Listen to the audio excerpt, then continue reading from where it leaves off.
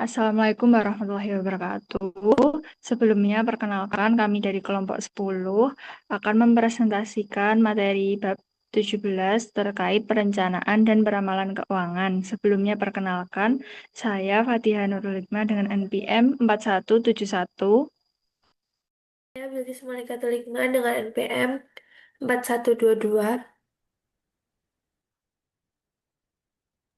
Saya Listia Maharani dengan NPM 4119.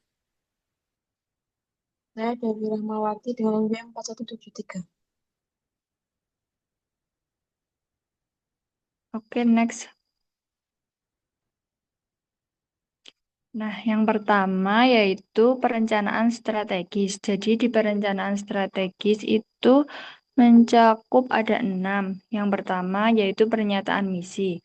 Jadi pernyataan misi itu adalah pernyataan ringkas tentang apa yang sedang dilakukan perusahaan saat ini untuk mencapai misi masa depannya. Lalu yang kedua itu ada lingkup korporasi. Jadi lingkup korporasi ini merujuk pada batasan atau cakupan di mana perusahaan akan berpotensi. Lalu yang ketiga itu pernyataan tujuan perusahaan. Nah, jadi tujuan perusahaan adalah pernyataan spesifik tentang apa yang perlu dicapai agar perusahaan dapat mengimplementasikan strateginya dan mencapai misi serta visi jangka panjangnya. Lalu selanjutnya yaitu ada strategi perusahaan, yaitu adalah strategi itu kan rencana. Jadi rencana menyeluruh yang diikuti organisasi untuk mencapai tujuan jangka panjangnya dan mempertahankan keunggulan kompetitif. Lalu yang kelima ada rencana operasi, yaitu berfokus pada langkah-langkah taktis harian atau jangka pendek yang diperlukan untuk mendukung rencana strategis dan mencapai tujuan.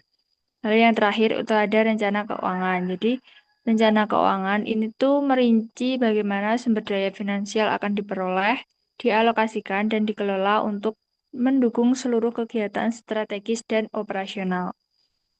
Next. Nah, selanjutnya yaitu ramalan penjualan. Jadi ramalan penjualan atau sales forecasting itu perkiraan atau prediksi tentang berapa besar penjualan yang akan terjadi di masa mendatang. Jadi biasanya itu periodenya 1 tahun, 1 semester, atau 1 kuartal. Ramalan penjualan ini penting karena menjadi dasar dari seluruh perencanaan keuangan perusahaan. Next.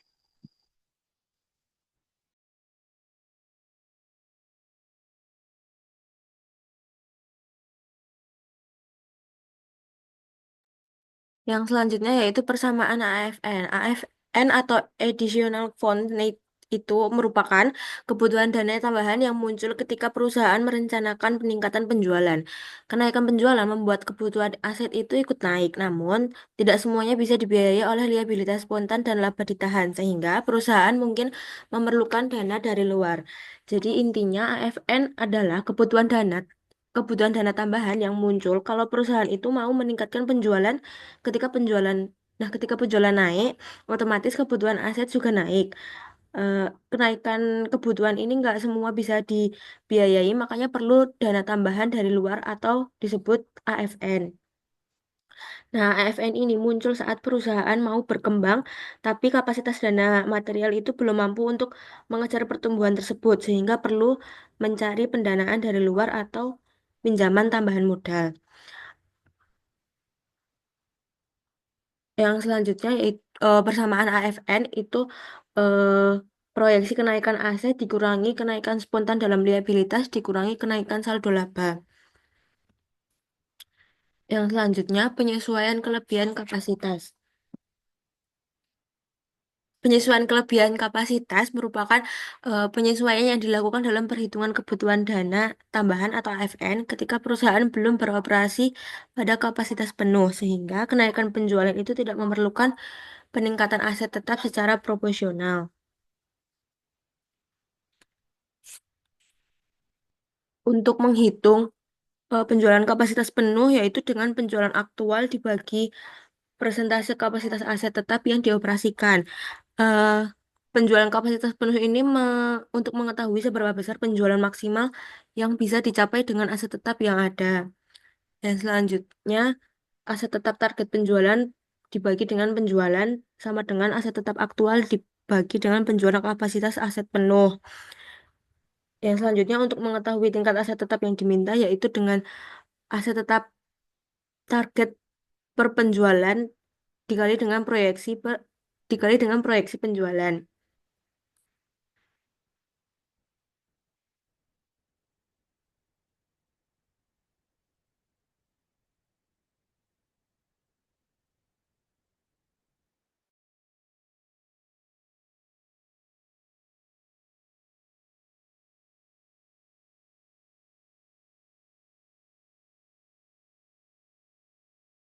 Untuk yang selanjutnya ada ramalan laporan keuangan. Jadi laporan ramalan keuangan ini adalah laporan yang mengecek ramalan keuangan di tahun depan itu bagaimana. Nah, untuk persamaan AFN atau Additional Funds Need itu membantu memahami proses peramalan keuangan dengan memahami AFN. Analisis lebih mudah menyiapkan laporan keuangan proyeksi. CFO Alia itu menggunakan perhitungan AFN untuk menyusun proyeksi laporan keuangan tahun 2016 seperti yang ditampilkan pada tabel 17.2 yang ada di buku halaman 167. Next,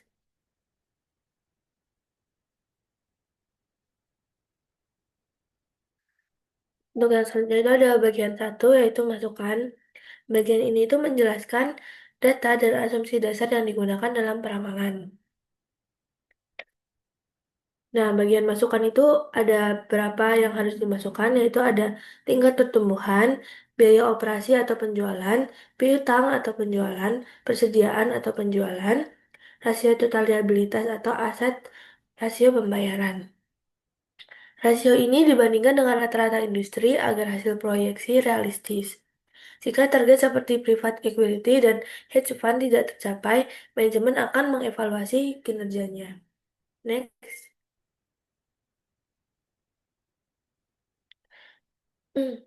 Jadi bagian masukan itu dibagi menjadi dua, yaitu ada masukan yang disesuaikan.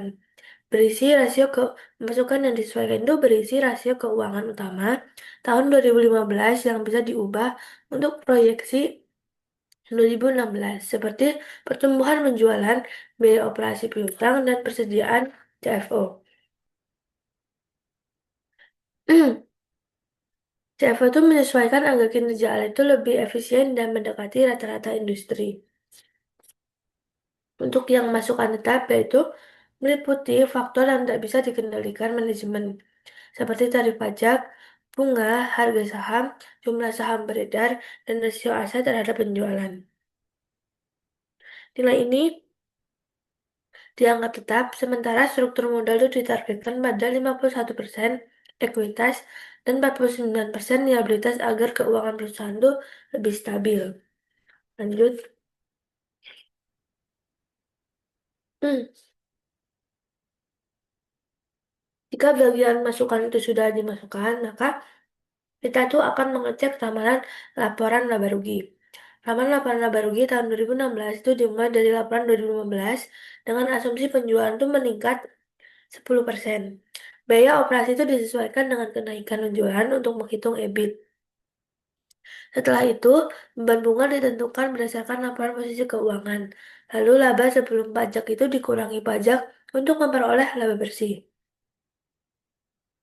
Dan dividen tahun 2016 itu dihitung dari rasio pembayaran dividen terhadap laba bersih. Sisa laba setelah dividen itu menjadi tambahan saldo laba pada tahun 2016. Lanjut, untuk yang selanjutnya, jika udah ngeramal laporan laba rugi, maka sekarang meramal laporan posisi keuangan. Laporan posisi 2016 itu dibuat dengan menaikkan akun-akun 2015 sesuai pertumbuhan penjualan. Piutang, persediaan, dan aset tetap meningkat. Begitu juga kewajiban lancar. Setelah menghitung total aset, kebutuhan dana tambahan dipenuhi melalui hutang atau ekuitas agar total aset dan liabilitas ekuitas seimbang sesuai struktur modal yang ditargetkan. Lanjut. Itu ada rasio dan EPS. Dari proyeksi laporan, dihitung rasio keuangan dan EPS-nya. Hasilnya itu menunjukkan peningkatan margin laba dan efisiensi aset yang menaikkan ROE menjadi sekitar 14,9%. Dan EPS dari 2,35 dolar menjadi 3,06 dolar. Analisis rasio ini membantu menilai kerja dan rasio keuangan perusahaan. Dan nanti itu setelah diprediksi, maka kita tuh uh, membandingkan dengan industri yang lain sudah sesuai apa belum. Lanjut. Nah, yang selanjutnya itu ada meningkatkan ramalan untuk meningkatkan operasi. CFO itu menggunakan model keuangan seperti Excel untuk menguji berbagai skenario pertumbuhan pendanaan dan kebijakan dividen. Hal seperti skenario manajer dan goal stick membantu melihat dampak tiap keputusan terhadap HFN, ROE, EPS, dan arus kas, sehingga manajemen itu dapat memilih strategi yang paling efisien dan mengurangi risiko.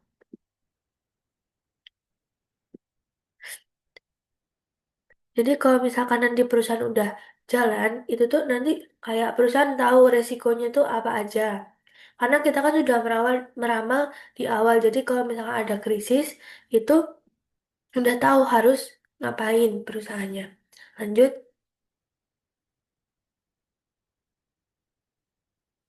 untuk yang selanjutnya akan dijelaskan oleh rekan saya.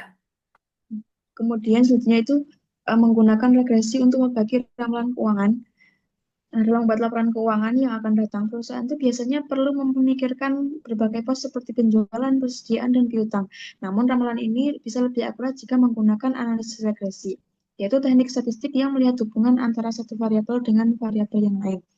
Nah, pada tabel 17.2 pada halaman 172 itu menunjukkan hubungan antara penjualan dan persediaan, yang dimana persamaan regresinya adalah persediaan itu negatif 35,7 plus 0,186 dikali penjualan. Kemudian untuk grafik kedua, itu menunjukkan hubungan antara penjualan dan piutang dengan rumus piutang sama dengan 62 plus 0,097 dikali penjualan. Nah, dari kedua grafik ini kita tahu bahwa semakin tinggi penjualan, maka baik persediaan maupun piutang juga cenderung meningkat. Kemudian untuk eh, tabel grafik itu terlihat data penjualan dari tahun 2011 sampai dengan 2015. Lalu tahun 2016 itu diproyeksikan sebesar 3.300 juta dolar. Nah, dengan menggunakan rumus regresi tadi, itu kita bisa memprediksi persediaan pada tahun 2016, yang dimana negatif 35,7 plus 0,186 dikali 3.300 itu menghasilkan 578 juta dolar.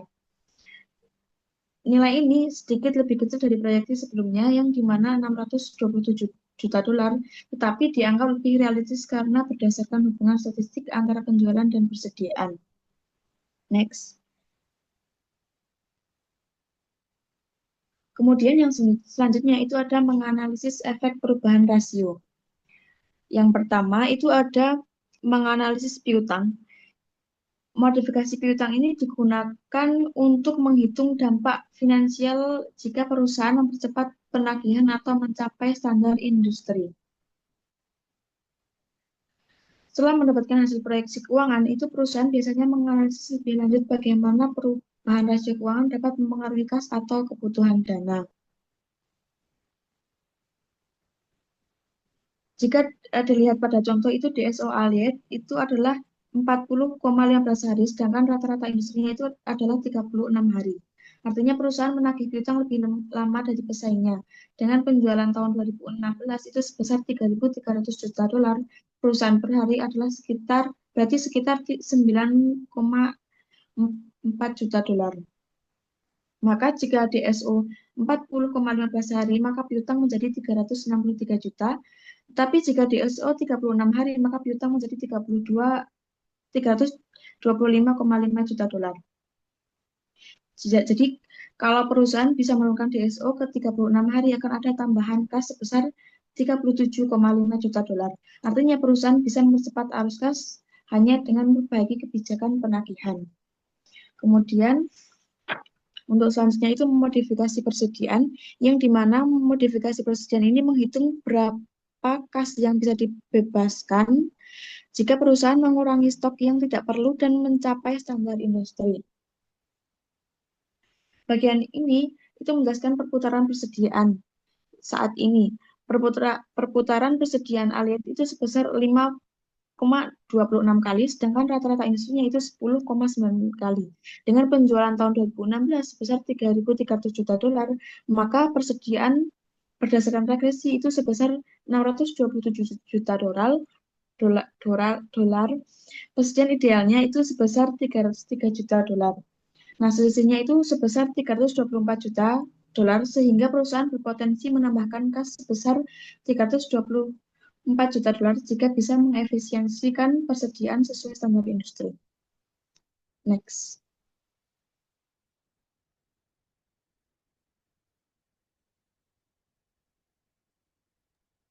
Nah, sekian presentasi dari kelompok kami. Apabila ada salah tutur kata, kami mohon maaf. Wassalamualaikum warahmatullahi wabarakatuh.